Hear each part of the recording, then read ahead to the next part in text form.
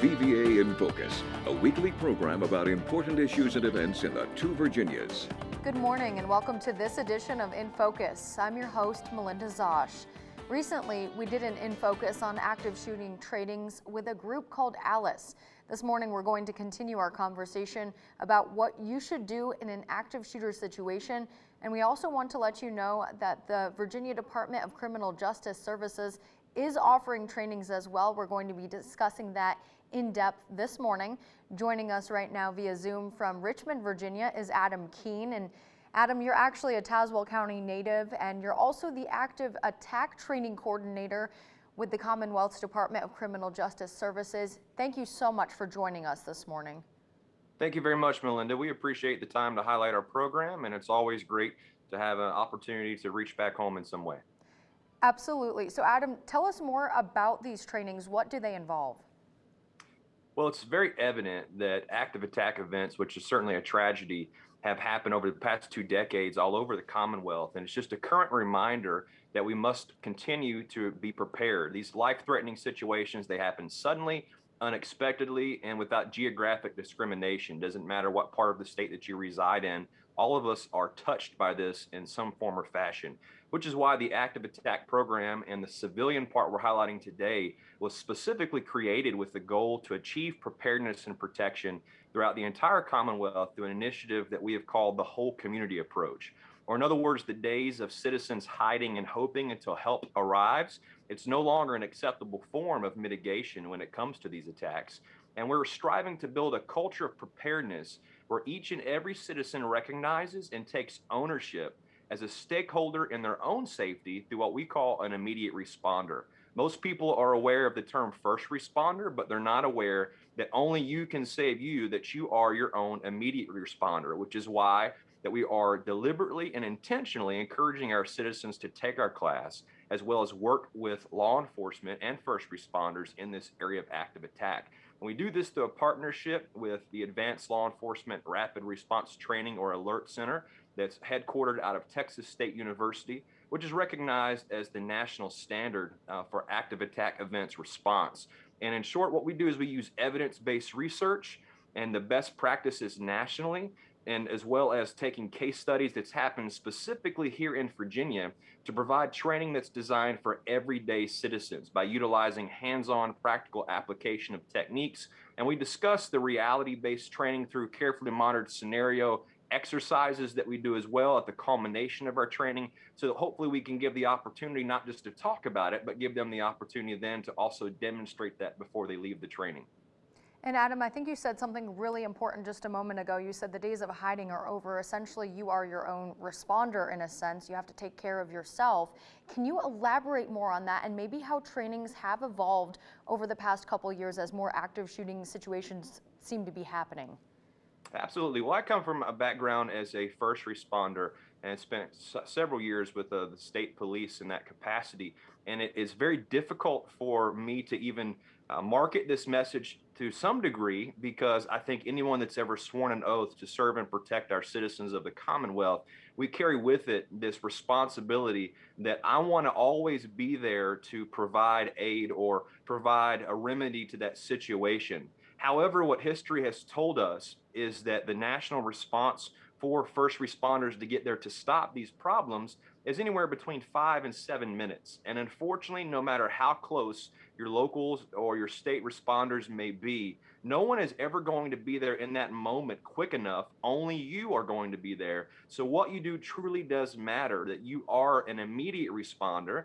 And what we encourage you to do is do what you can where you are with what you have to work with to survive the 5, or in other words, the first 5 minutes of an active attack until first responders can get there to mitigate that situation.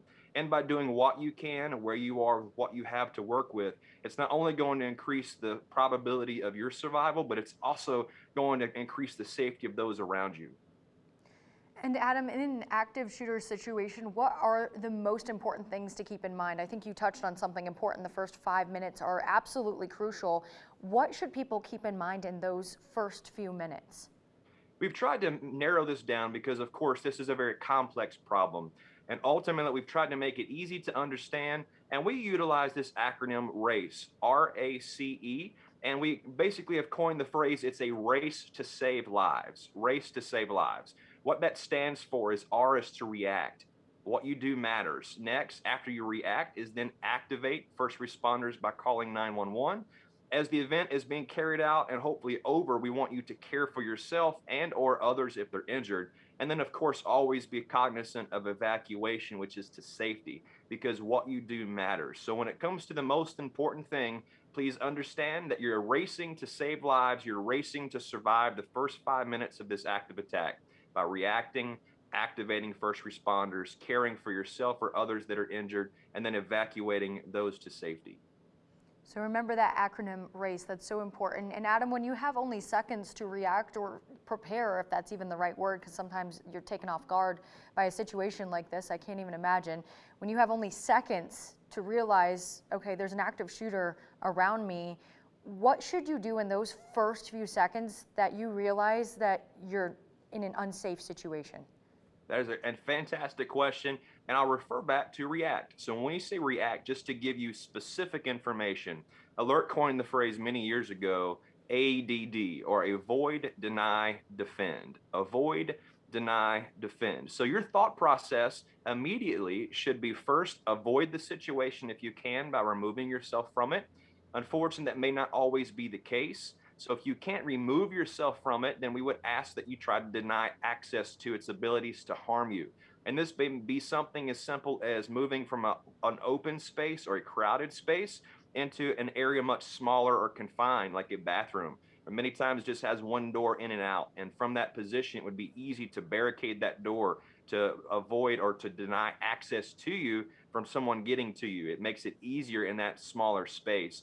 And then lastly would be to defend. And this is a topic, of course, that, when it comes down to defending, we're not going to advocate and tell you how to do it, but I'll coin a phrase from one of our other instructors, is that fairness is totally a human concept that exists nowhere else in nature. And what we mean by that is that you must defend yourself by any means necessary. Do not fight fair when it comes to your survival, because you have that right to defend yourself if someone is trying to take that life from you, because only you can save you. So avoid, deny, and defend is what we would advocate. And Adam, with that being said, would it be correct to say that you should try and distract the shooter if possible, grab things in the room, throw it at him or her if that's what the situation calls for? It's very difficult in that situation to tell you to try to distract someone. The reality is, if we look at how these attacks are carried out, and many times it's referred to as an active shooter, and although not incorrect, what we have seen is an uptick of people utilizing other devices other than just firearms. So what we train to do is for active attacks, because pretty much anything can be weaponized. We saw that at the Boston Marathon several years ago with a pressure cooker. We've seen that by vehicle-borne attacks that took place in Charlottesville. And obviously, of course, firearms is an option. If we talk about distracting, many times that means you're going to be in proximity of that threat, and it may be too late at that point. So versus distraction, what we would encourage you to do is understand your job as a citizen is to survive. And again, survive the first 5 minutes of an active attack. You can't help someone if you're injured, so do what you can to get yourself to safety. So what we would advocate is, versus trying to distract an active attacker, it's best to avoid this situation if you can, and if you can't, then deny access to you or those around you. A great example of that is William Cerna, who was a Walmart employee in Texas. At some point, because of this training, he actually took people outside of the building and locked them into a large shipping container to cut off access, to allow that shooter to deny access to them. That is one example, and there's many we give in our program, but that's just an example how, versus trying to distract, remove yourself from it, because ultimately it's law enforcement's job to stop the killing and then to stop the dying. So your job is to survive. It's first responders' job to stop the killing and then stop the dying. All right, Adam, thank you so much. We have much more to talk about. We have to take a quick break. We'll be right back after this.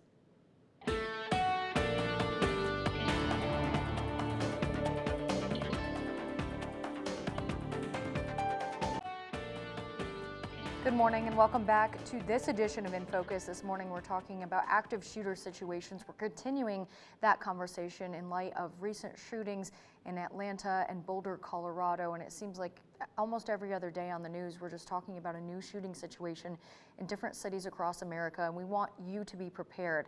I'd like to bring back in Adam Keene. And Adam, you've been talking about a program that's available in the Commonwealth of Virginia and just different things that people need to be aware of when it comes to active shooter situations. I will get back to that program in a few minutes and how civilians can get involved. But first, I want to know, why is situation awareness so crucial? Why is it so important to, wherever you're going, a church, a grocery store, a school even, to be just aware of your surroundings? It's a fantastic question, and I would refer to the fact that the best solution to a conflict is to avoid it entirely. And you can't avoid something that you're not aware of. And we would always advocate with the understanding, because we are realists when it comes to our training, is that being vigilant towards your surroundings all the time can be absolutely mentally fatiguing and exhausting, and that no one can be switched on all the time. And that's understandable, which is why that we encourage a lifestyle of preparedness where you make conscious life choices that makes it better for your safety. And of course, we're talking about active attacks and active shooters today, but this of course can apply to any type of danger in your life. Something as simple as just by pre-programming yourself when you walk in a doorway is to look for an alternative that you didn't use to come in that building. What are the other exits that you could find?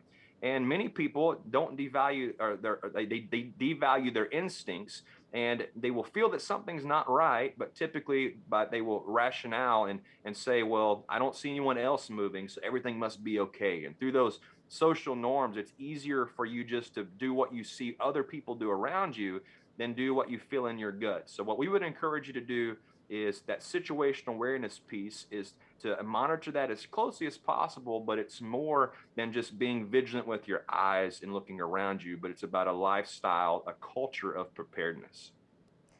And Adam, how long has the Department of Criminal Justice in Virginia been doing the trainings for civilians? Let's touch on that a little bit more. Approximately 2007, which began with a legacy program that we still offer occasionally called CRACE, stands for Civilian Response to Active Shooter Events. And Governor Northam, he made it his priority, recognizing the need for citizen-specific focused training after the Parkland shootings that took place. It was approximately December 2018 that Governor Northam introduced this priority into his budget, and the General Assembly the following year in 2019, during the session, they approved it and made necessary steps to allow us to expand it.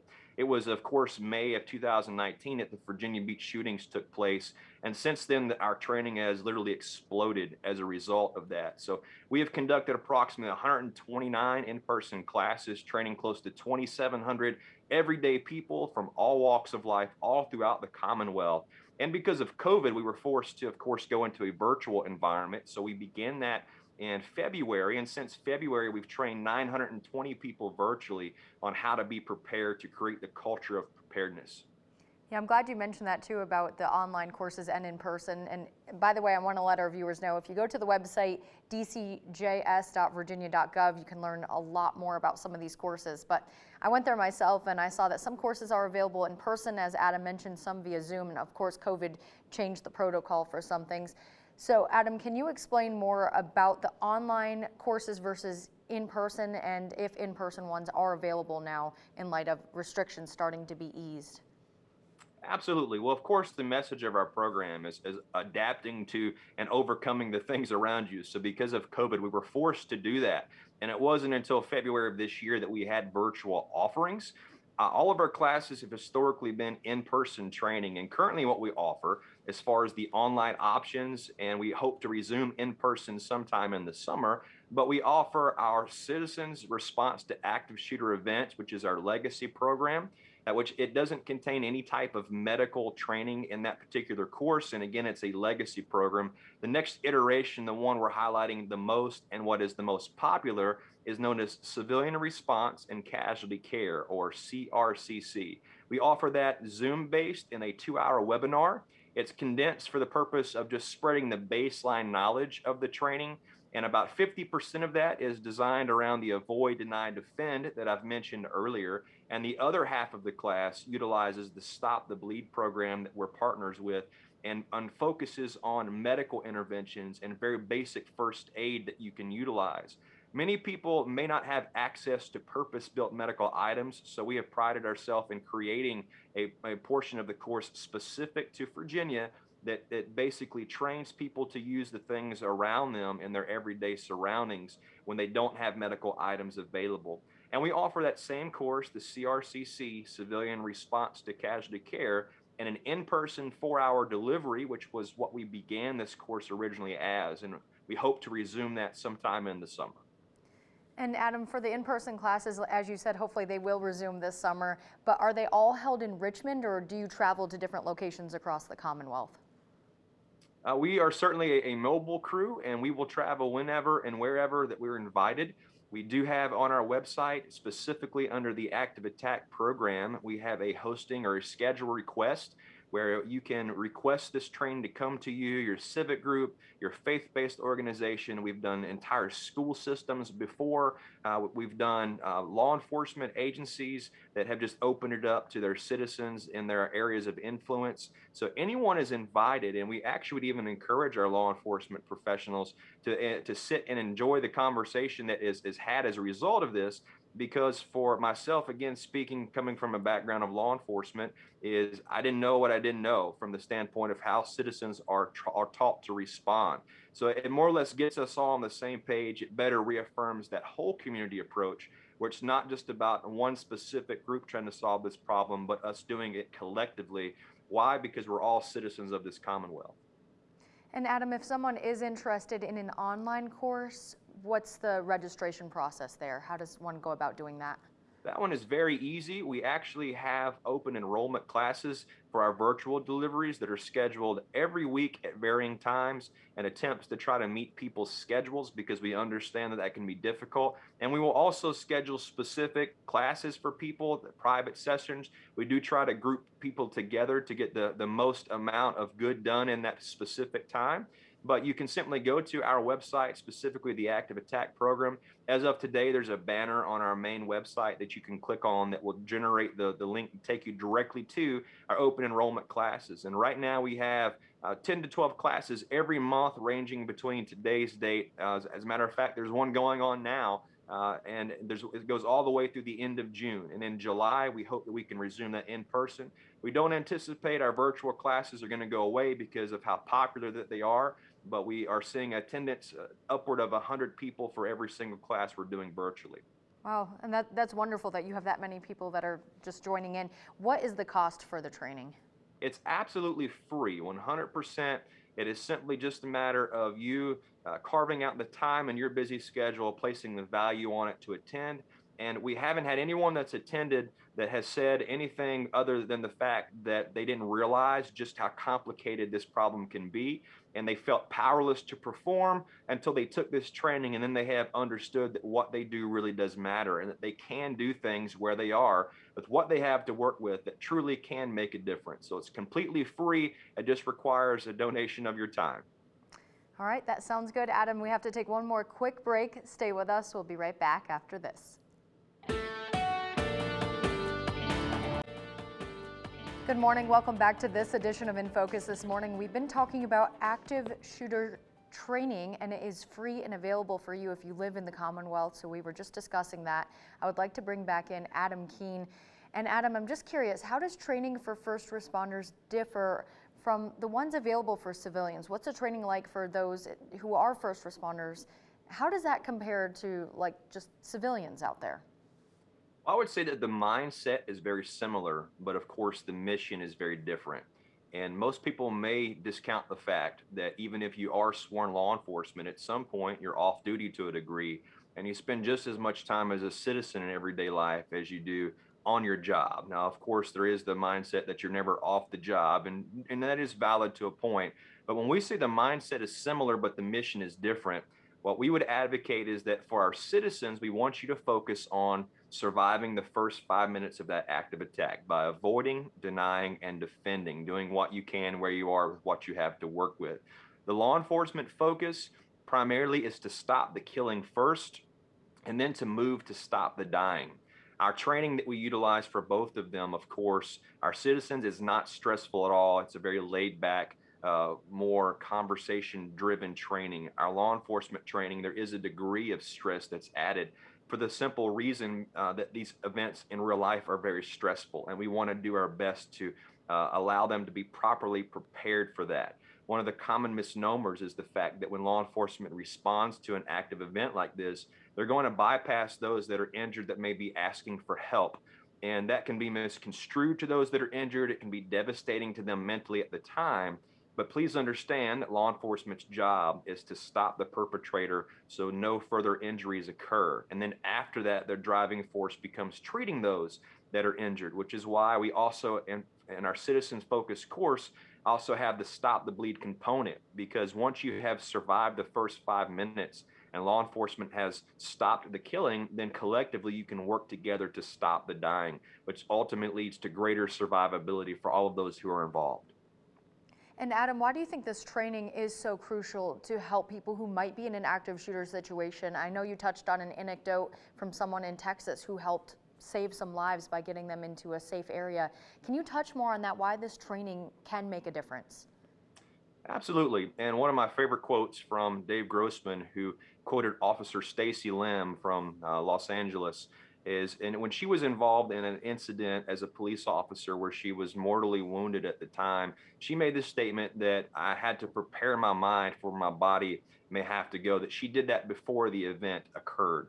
And ultimately, I come from an age where I'm kind of on the line where I learned how to use a card catalog and the Dewey Decimal System.